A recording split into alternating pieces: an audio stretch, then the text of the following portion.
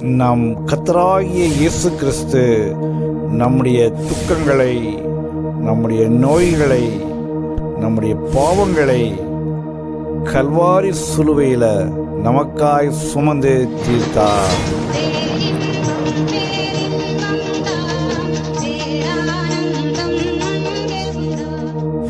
இந்த பேரின்ப நேரத்திற்கு உங்கள் யாவரையும் அன்பாய் அழைக்கிறோம்.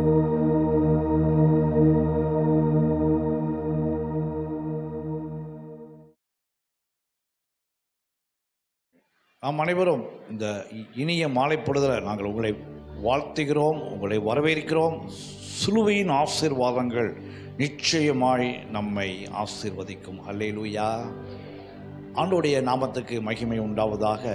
இந்த மாலை நேரத்தில் நம்முடைய வாழ்க்கையில் ஒதுக்கி வைக்க முடியாத, இல்லைன்னா அவைகள் இல்லாமல் என் வாழ்க்கையில் ஆசீர்வாதங்கள் உண்டு என்று சொல்ல முடியாத அளவுக்கு சிலுவையினுடைய ஆசீர்வாதங்கள் நம்மோடு இணைந்திருக்கிறது. எத்தனை பேர் விசுவாசிக்கிறீங்க?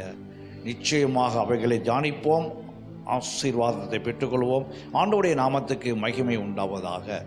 இந்த வேளையில் கொஞ்ச நேரம் சிலுவையின் ஆசீர்வாதங்கள் நம்மை எப்படி ஆசீர்வதிக்கும், சிலுவையுடைய அதிகாரங்கள் என்ன, அவைகள் நம்முடைய வாழ்க்கையில் எப்படி தொடர்பு படுத்தப்படுகிறது என்பதை குறித்து தியானிப்போம். வாசியுங்கள். 1 கொரிந்தியர் 1ஆம் அதிகாரத்தில் 22வது வசனம். 1 கொரிந்தியர் 1:22. சத்தமாய் வாசியுங்கள். 1 கொரிந்தியர் 1:22. வாசிங்க. 1 கொரிந்தியர் 1:22. 22 வாசி. யூதர்கள் அடையாளத்தை கேட்கிறார்கள், கிரேக்கர் ஞானத்தை தேடுகிறார்கள். நாங்களோ சிலுவையில் அறையப்பட்ட கிறிஸ்துவை பிரசங்கிக்கிறோம்.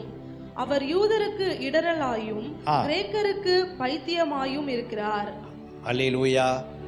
சிலுவையினுடைய ஆசீர்வாதங்களை பல வசனங்களிலே நம்மளால் தியானிக்க முடியும். பல கோணங்களிலே நாம் அவைகளை, அவருடைய ஆசீர்வாதங்களை வாங்கி கொள்ள முடியும்.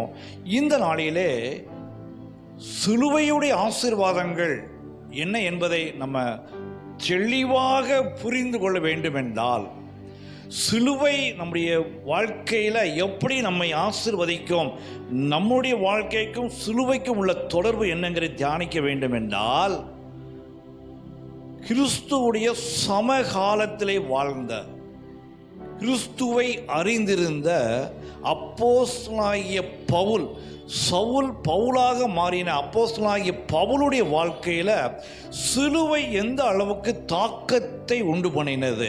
அவர் கிட்டத்தட்ட 13 நிருபங்களை எழுதியிருக்கிறார். புதிய ஏற்பாட்டினுடைய அதிகபட்ச நிருபங்களை எழுதியிருக்கிறார்.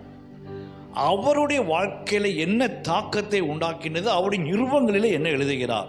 ஏன்னா ஒரு காலத்தில் கிறிஸ்துவுடைய சமகாலத்தில் வாழ்ந்த அந்த அப்போஸ்தலனாகிய பவுல் ஆண்டவருக்கு எதிராக இருந்தார், ஆண்டவருடைய பிள்ளைகளுக்கு எதிராக இருக்கிறார், ஆண்டவரை ஏற்றுக்கொள்ளலை. அவர் அந்த யூத பிரமாணங்களையும் அந்த பழைய ஏற்பாட்டுடைய முறைமைகளையும் படித்து பட்டம் பெற்று அவர்தான் சரி என்று அதற்காகவே தான் வாழ்க்கையை அர்ப்பணித்த அவர் சவுல் அந்த கிறிஸ்துவை எதிர்த்து அந்த மக்களை துன்பப்படுத்தும்படியாக அங்கே தமஸ்குவுக்கு செல்கிற வழியிலே ஆண்டவராலே சந்திக்கப்படுகிறார்.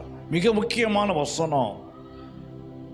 கிறிஸ்துவுடைய சமகாலத்திலே வாழ்ந்தவர், பழைய ஏற்பாட்டையும் தெரியும், நியாயப்பிரமாணத்தையும் தெரியும், சிலுவையை ஆரம்பத்தில் ஏற்றுக்கொள்ளாதவர். ஆண்டவர் அவரோடு இடைபடுகிறார். என்ன? சவுலே சவுலே, என்னை ஏன் நீ என்ன பண்ற, துன்பப்படுத்துகிறாய்? உடனே கேட்கிறான், ஆண்டவரே நீர் யார்? நீ துன்பப்படுத்துகிற இயேசு நானே. மிக முக்கியமான வார்த்தை. அவன் நினைச்சான் பழைய ஏற்பாட்டுக்கு எதிரா நான் சீறி பாய்வேன், பலிதான் சரி, பிரதான ஆசாரி தான் சரி, இதுதான் சரி, நியாயப்பிரமாணங்கள் தான் சரி, இதுக்கு மீறி ஒரு பிரமாணம் அந்த உலகத்தில் கொடுக்கப்பட முடியாது என்பதை ஆணித்தரமாக நம்பினான். அவனை யாராலையும் மாற்ற முடியாது. நம்மளாம் சொன்னா கேட்க மாட்டாங்க. அதனால் ஆண்டவரே அவன் நினைச்சா இயேசு என்பதை ஏற்றுக்கொள்ள முடியாதது, சிலுவையிலே அடித்து அவரை கொலை செய்தது அவர் எழுந்திருக்கவில்லைன்னு சொல்லி அவன் ஆணித்தரமாய் நம்பினான். அதனால தான் சீறி பாய்ந்தான். அவனுடைய உடலுடைய பலன், படிப்புடைய ஞானம், அவனுடைய இருந்த செல்வாக்கு, அவனுக்கு இருந்த சூழ்நிலைகள் எல்லாம் சாதகமாக இருந்தது. ஆனால் சிலுவைக்கு முன்னால எதுவுமே எடுபடாது. ஆமென் சொல்லுங்க. கேட்கிறார், நீ துன்பப்படுத்துகிற இயேசு நான். என்ன அர்த்தம் தெரியுமா? அப்பா சவுல், நீ சிலுவனை எதையோ நினைச்சுக்கிட்டு இருக்க, சிலுவனை நீ எதையோ யோசித்து கொண்டிருக்கிறாய். ஆனா நீ இப்பொழுது எதிர்க்கிற, உனக்கு இப்பொழுது தவறாய் தோன்றுகிற அந்த மார்க்கம் என்னுடையது. ஆமேன்னு சொல்லுங்க. பரலோகத்தை சார்ந்த சிலுவைன்னா நம்ம நினைக்கிற மாதிரி அடையாளம் மட்டும் கிடையாது, நம்ம போடுற லைட்டில் கிடையாது. அது பரலோகத்தினுடைய மைய பொருளாய் மாறுகிறது. கரங்களை தட்டி சொல்லுவோமா? ஒருவேளை சிலுவையை நம்ம சாதாரணமாக ஏதோ ஒரு அடையாளமாக இல்லை, அது வாழ்க்கையோடு ஒண்டியுள்ள. அந்த பவுல் எழுதுகிறார், ஒரு காலகட்டத்தில் சிலுவை எதிர்த்தவர், கிறிஸ்துவுடைய சமகாலத்திலே வாழ்ந்தவர். அப்பந்தான் அவருக்கு புரியுது, அப்போ கிறிஸ்துவுடைய சிலுவை காரியங்கள் நிச்சயமாக மனிதனை மாற்றும். ஆமென் சொல்லுங்க. சிலுவை என்பது ஆசீர்வாதத்தின் அடையாளம், சாபத்தை போக்கும்.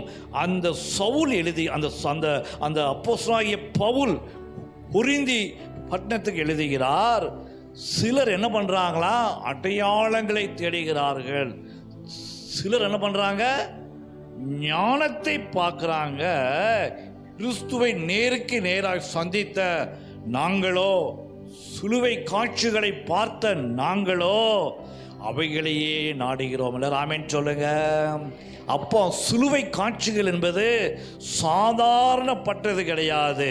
அது மனிதனுடைய மாற்ற முடியாத, இல்லது யாராலும் அதுக்கு பதில் சொல்ல முடியாத, யாராலையும் அதுக்கு இப்படித்தான் சொல்ல முடியாத அந்த சாபத்தை பரலோகம் தன்னுடைய செல்ல பிள்ளையாகிய இயேசுவின் மேலே போட்டு அவரை உலகத்துக்கு அனுப்பி அவர் தான் யார் என்பதை சொல்லி மக்களால் ஏற்றுக்கொள்ள முடியல. அந்த மக்கள் அவர் செய்யாத குற்றத்துக்காக ஒரு தண்டனையை கொடுத்தாங்க. அது என்ன தண்டனை? அது சிலுவையிலே அடித்தார்கள். நன்றா யோசித்து பாருங்கள். எத்தனையோ தண்டனையை கொடுத்திருக்க முடியும். தூக்கு கயிறில் போட்டு தூக்கி இருக்க முடியும், இல்லது அடித்து கொலை செய்திருக்க முடியும். அந்த நாட்களுடைய சட்டத்தின்படியாக கல்லை தூக்கி அடித்து கற்குவியலாய் மாற்றியிருக்க முடியும். எத்தனையோ வழிமுறைகள் இருந்தது. எல்லாத்தையும் விட்டுட்டு பரலோகம் ஒன்றை தேர்ந்தெடுத்தது. அதுதான் என்னது? சிலுவையிலே அடித்தார்கள். நன்றாய் யோசித்து பாருங்க. எத்தனை முறை இருந்ததுக்கு அந்த மோசையுடைய பிரமாணத்தின்படியாக கற்களாலே அடித்து கொலை செய்யப்படலாம், இல்லை வாளாலே வெட்டப்படலாம், தூக்கு கயிறில் தூக்கி இருக்கலாம். அதெல்லாம் செய்யாம சிலுவையிலே ஏன் அவர் அடிக்கப்பட வேண்டும்? அதாவது நன்றா எடுத்தீங்கன்னா, ஏதேனிலே மனிதன் வாங்கின சாபம் மரத்தாலே வந்தது. அந்த மரத்தினுடைய சாபத்தை மரத்திலே அவர் அழித்தார். ஐயா, கரங்களை தட்டி சொல்ல முடியுமா? நிச்சயமாக சிலுவை என்பது சாதாப்பட்ட காரியம் கிடையாது. ஏதோ வருஷத்தில் ஒரு நாள் தியானிக்கிற காரியம் கிடையாது. வருஷத்தில் ஒரு நாள் கூட அவைகள் இல்லாமல் நம்முடைய ஆசீர்வாதங்கள் அல்ல. ஆமென் சொல்லுங்க. அப்படிப்பட்ட காரியங்கள். அந்த சிலுவையிலே அவர் ஏன் தன்னுடைய உயிரை கொடுக்க வேண்டும் என்றால், அந்த சிலுவையினுடைய அர்த்தத்தெல்லாம் பார்த்தீங்கன்னா மிக ஆச்சரியமாக இருக்கும். ஆங்கிலத்தில் கிராஸ், அதாவது குறுக்கும் நெடுக்குமான ஒன்று. இப்படி பார்த்தீங்கன்னா அந்த சிலுவையுடைய அந்த ஸ்ட்ரெயிட் லைனுக்கு பேரலாக போட்டிங்கன்னா, பேரலாக போட்டுக்கொண்டே இருந்தீங்கன்னா ஒரு கட்டத்தில் அது பூமி உருண்டை வடிவமானதால இங்கே ஆரம்பித்த பேரல் லைன் எங்கே தான் வந்து முடியும்? சிலுவையில் தான் வந்து முடியும். இப்படி ஸ்ட்ரெயிட்டாக போட்டிங்கன்னா அந்த லைன் பூமிக்கும் வானத்துக்கும் மிகப்பெரிய ஒரு தொடர்பை ஏற்படுத்தும். என்ன அர்த்தம்? மனிதனோடு ஆண்டவுடைய ஆசீர்வாதம் ஒன்றாய் கலக்கிறது. எல்லாரும் ஆமென் சொல்லுங்க பார்ப்போம். அதுதான் சிலுவையினுடைய அர்த்தம். இப்படி சிலுவை இருக்கும் என்றால் இப்படியே அடுத்த அடுத்த அடுத்த, அதாவது ஒரு பாடத்தில் எப்படி இமேஜினரி லைன் அப்படிம்பாங்க, அதை போட்டுக்கொண்டே இருந்தீங்கன்னா அது அப்படியே சுற்றும். சுற்றி உலகம் வட்டமானதுனால அப்படியே சுற்றி அது இங்கே வந்து ஜாயிண்ட் ஆகும். இந்த லைனில் பேரில் போட்டீங்கன்னா அது நேர் பரலோகத்துக்கு சென்றடையும். மனிதனும் ஆண்டவருடைய அன்பும் ஒரு புள்ளியிலே சந்திக்கிறது. அதுதான் என்னது? சிலுவை. ஆமென் சொல்லுங்க. அந்த சிலுவை அநேகரால ஏற்றுக்கொள்ள முடியாது. அந்த சிலுவை அவமான சின்னம். உடனே கேட்பாங்க, இப்படி வல்லமையுள்ள ஆண்டவர் ஏன் சிலுவையிலே மறிக்க வேண்டும்? ஏன் அவரால் இறங்கி வந்திருக்க முடியாதா? முடியும்.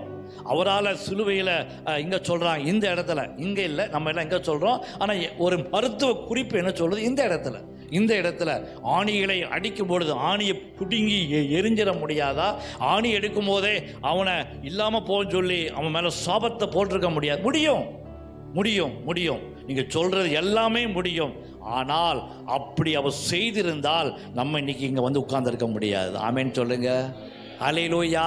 அவர் எல்லாவற்றையும் தான் படைத்த மனிதன் கரங்களாலே தேவ புத்திரன் ஆணிகளாலே அடிக்கப்பட்டு அவர் சிலுவையிலே அவர் என்னென்ன சாபங்களை மாற்ற வேண்டுமோ, என்னென்ன அதிகாரங்களை, அதாவது தன்னை விசுவாசிக்கிற சகல மனித குலத்துக்கும் கொடுக்க வேண்டுமோ அத்தனையும் அந்த மணி நேரங்களிலே அவர் செய்து கொண்டிருந்தார். தான் கூட இருந்த கள்ளனுக்கு எல்லாத்துக்கும் முன்னால, எல்லாத்துக்கும் ரொம்ப ஆச்சரியமாக இருக்கும். அந்த கள்ளன் என்ன பண்றான்? அவர்கிட்ட, ஐயா, நாங்கள் எல்லாம் செஞ்ச தப்புக்கு எங்களுக்கு இதுவும் வேணும், இதுக்கு மேலேயே வேணும், ஏற்றுக்கொள்ள. உடனே பார்க்குறாங்க, ஐயா, நீ பரதேசியில் வரும்போது அடியேனை நினைத்தரலைங்க. அந்த காட்சி எங்கே நடக்குது? சிலுவையில் 3 ஆணிகளில். நீங்கள் அப்படியே நீங்கள் கடைமுறைக்கு பார்த்தீங்கன்னா அதை நம்மளால் இமேஜின் பண்ண முடியாது. அந்த ஆணியில் உடம்பு நிற்கும் போதுதான் தெரியும் அதனுடைய வேதனைகள். அதை எந்த அளவுக்கு அவர் ஃபோர்ஸ் பண்ணியிருந்தா 3 ஆணிகளிலே கிட்டத்தட்ட ஒரு 65 கிலோ அந்த வெயிட்டை அவர் முழு பலத்தில் நம்ம நிற்கிற மாதிரி இப்படின்னு பேச முடியாது. அந்த ஆணிகள் உடலை தாக்கும் பொழுது அந்த வேதனைகளை சொல்லி மாளாதுன்னு சொல்கிறாங்க. அந்த வேதனைகளை ஏற்றுக்கொண்டு, அந்த அவமானங்களை ஏற்றுக்கொண்டு, எல்லா பிரதான ஆசாரியர்களும் பழைய ஏற்பாட்டில் சட்டத்தை தெரிந்தவர்கள், மோசேக்கு தான், எங்களுக்கு தான் மோசே புத்திரன் சொன்னவங்க, ஆபிரகாம் எங்களுடைய குறிப்புதான் சொன்னவங்களால் அந்த வார்த்தையை சொல்ல முடியாது. என்ன வார்த்தை? நீ இன்றைக்கே பரதேசில் என் கூட மிகப்பெரிய சாட்டை அடியை கொடுத்தாரையா சிலுவையிலே வைத்து. உங்களால் சொல்ல முடியுமா? அப்போ நான் சொல்கிறேன் பாருனாரு. மிகப்பெரிய ஆசீர்வாதம் சிலுவையிலே வந்துடும். ஆமென் சொல்லுவோமா?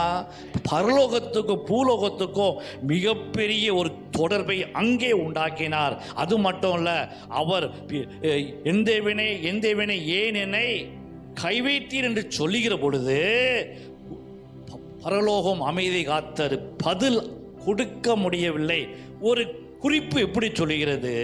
அது வேதத்தில் எழுதப்படவில்லை. நம்முடைய ஞானத்துக்காக யூதர்கள், மிகாவேல், காபிரியேல், அனைத்து பரலோக ராஜ்யத்தில் உள்ளவர்கள் பிதாவுடைய கட்டளைக்காக காத்திருக்கிறார்கள். ஒரு வார்த்தை சொல்லுங்க ஆண்டவரே, நம்மளுடைய குமாரன் கிறிஸ்துவை இந்த பாடுபடுத்துறாங்க, நம்ம எல்லாரும் பார்த்து கொண்டு இருக்கோம். எலியா காலத்தில் இறங்கினோம், எலிசா காலத்தில் இறங்கினோம், எத்தனையோ முறை கீழே இறங்கினோம். ஆனால் எங்களை இறங்க விட மாட்டேங்க. ஒரு வார்த்தை சொல்லுங்க, தலையசைங்க.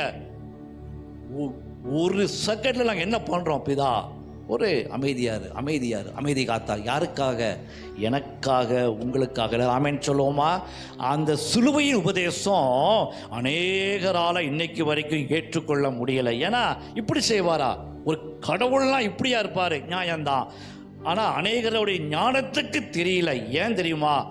கிறிஸ்துவானவர் நம்முடைய ஆண்டவர் என்ன பண்ணாரா? அதே அதிகாரத்தில் 27 வாசிங்க, அங்கு அதற்கான பதில் இருக்கிறது. 1 கொரிந்தியர் 1:27. ஞானிகளை வெட்கப்படுத்தும்படி தேவன் உலகத்தில் பைத்தியமானவைகளை தெரிந்து கொண்டார். பலம் உள்ளவைகளை வெட்கப்படுத்தும்படி தேவன் உலகத்தில் பலவீனமானவைகளை தெரிந்து கொண்டார். உள்ளவைகளை அவமாக்கும்படி உலகத்தின் இழிவானவைகளையும் அற்பமாய் எண்ணப்பட்டவைகளையும் இல்லாதவைகளையும் தேவன் தெரிந்து கொண்டார். அல்லேலூயா. இதுதான் அதுக்கு பதில், வேற ஒண்ணுமே கிடையாது. ஏன் ஆண்டவர் சிலுவையிலே அமைதி காத்தார்? ஏன் பரலோகம் சிலுவையிலே அமைதி காத்தார்னா, ஞானிகளை வெட்கப்படுத்தவே அவர் அமைதி காத்தார். ஆமென் சொல்லுங்க. ஹல்லேலூயா. அதாவது இருக்கிறவர்களை அவமானப்படுத்தி இல்லாத நம்மை, இல்லாத உங்களை கொண்டு ஆசீர்வாதம் இப்படித்தான் என்று உலகத்துக்கு காட்டும்படியாகத்தான் அன்று அமைதி காத்தார்கள். ஆமென் சொல்ல முடியுமா? ஹல்லேலூயா. அதனால தான் சிலுவையிலே ஆண்டவர் அமைதி காத்து அவர் தன்னுடைய ஜீவனை நமக்காக கொடுத்து 3வது நாளிலே எழுந்தார். சிலுவை இல்லாத எந்த அதிசயங்களும் எந்த விதமான அற்புதங்களும் நம்மளால செய்ய முடியுமா? செய்ய முடியும். ஆனால் சிலுவை இல்லாமல் நடக்கிற அற்புதம் வேதத்துக்கு எதிரானது. அதை புரிந்து கொள்ளுங்க. நிச்சயமாக பவுல் என்ன எழுதுகிறார்? அநேகருக்கு அது ஆச்சரியமா இருக்கு, அநேகருக்கு அடையாளத்தை தேடுறாங்க, அநேகர் ஞானத்தை கேட்குறாங்க. ஆனால் சிலுவை என்ன சொல்லுது? உலகத்தில் ஞானவான்களை வெட்கப்படுத்தும்படியாக ஆண்டவர் நம்மை போல அநேகர் அப்படி பிள்ளைகளாக சிலுவையில் ஆசீர்வதித்திருக்கிறார். ஆமென் சொல்ல முடியுமா? இப்போ பக்கத்தவங்களை பார்த்து சொல்லுங்க, சிலுவை உங்களை இன்னும் ஆசீர்வதிக்கும். ஹல்லேலூயா. சிலுவை இன்னும் உங்களை உயர்த்தும். எல்லாரும் ஆமென் சொல்லுங்க. சிலுவை உங்களை இன்னும் ஞானவான்களாக்கும். ஆமென் சொல்ல முடியுமா? ஹல்லேலூயா. அப்போ வாசிங்க, இந்த அப்போஸ்தலனாகிய பவுல் சிலுவையை குறித்து என்ன சொல்லுகிறார்? வாசிங்கள். ரோமருக்கு எழுதின புத்தகம் 7வது அதிகாரத்தில் 24, 25 சத்தமாய் வாசியுங்கள். ரோமர் 7, 24, 25 வாசிங்கம்மா. நிர்பந்தமான மனுஷன் நான், இந்த மரண சரீரத்தினின்று யார் என்னை விடுதலையாக்குவார்? நம்முடைய கர்த்தராகிய இயேசு கிறிஸ்துவின் மூலமாய் தேவனை ஸ்தோத்தரிக்கிறேன். ஆதலால் நானே என் மனதினாலே தேவனுடைய நியாயப்பிரமாணத்திற்கும் மாம்சத்தினாலே. பரலோகத்துல சிலுவைக்கு இவ்வளவு முக்கியத்துவம் கொடுக்கறாங்க. அப்போ நம்ம எந்த அளவுக்கு நம்முடைய வாழ்க்கையில சிலுவையை முக்கியத்துவப்படுத்த வேண்டும்? எங்களை ராஜாக்களும் ஆசாரிகளும் எது மாத்துச்சுன்னா, ஆட்டுக்குட்டியினுடைய இரத்தம். அது எங்கே சிந்தப்பட்டது? சிலுவையிலே சிந்தப்பட்டது. நன்றாய் நம்முடைய எண்ணங்களிலே அவைகளை வாங்கிக் கொள்ளுங்க. பூமியில மட்டும் இல்ல, பரலோகத்துல சிலுவையை குறித்த இவ்வளவு பெரிய ஆசீர்வாதங்களை நமக்கு வைத்திருக்க நாம் சிலுவையை மிக எளிதாக எடுத்துக்கொள்ளவே கூடாது. சிலுவையுடைய ஆசீர்வாதங்கள் எப்பொழுதும் நம்முடைய உள்ளத்தில் இருக்கணும். ஜெபிக்கின்ற பொழுதோ, வேதத்தை தியானிக்கின்ற பொழுதோ, நாம் ஆண்டவரோடு ஐக்கியமாய் இருக்கின்ற பொழுதோ சிலுவையினுடைய ஆசீர்வாதங்கள் அவைகள் நமக்கு மிகுந்த சமாதானத்தை கொடுக்கும். ஆமென் சொல்ல முடியுமா? ஹல்லேலூயா. ஹல்லேலூயா. இந்த வேளையில் நாம் இவ்வளவு நேரம் சிலுவை குறித்து தியானித்தோம். நிச்சயமாக அது நம்முடைய வாழ்க்கையை மாற்றி அமைக்கும். ஒரு நாள் வரும், வெளிப்படுத்தல இருக்கு, யாருடைய நெற்றிகளிலே 666 இல்லையோ அவர்களுக்கு உபத்திரம் சொல்லியிருக்காங்க. அதனுடைய எதிர்ப்புறம் என்ன? 666 போட்டா பிசாசுடைய காரியங்களுக்குள்ள போகிறோம். அப்போ அவன் நெத்தியில 666 போட்டா ஆண்டவர் நம்முடைய உள்ளத்துல என்ன போட்டிருக்கிறாரு? சிலுவையின் அடையாளத்தை போற. எல்லாம் கரங்களை தட்டி சொல்லுவோமா? நிச்சயமாக அது நடக்கும். ஒரு நாளிலே ஆண்டவர் அப்பொழுதுதான் சிலுவையின் வல்லமை என்ன என்பதை இந்த உலகத்துக்கு காண்பிப்பார். ஆண்டவர் நம்மை அதிகமாய் ஆசீர்வதிப்பாராக. ஹல்லேலூயா.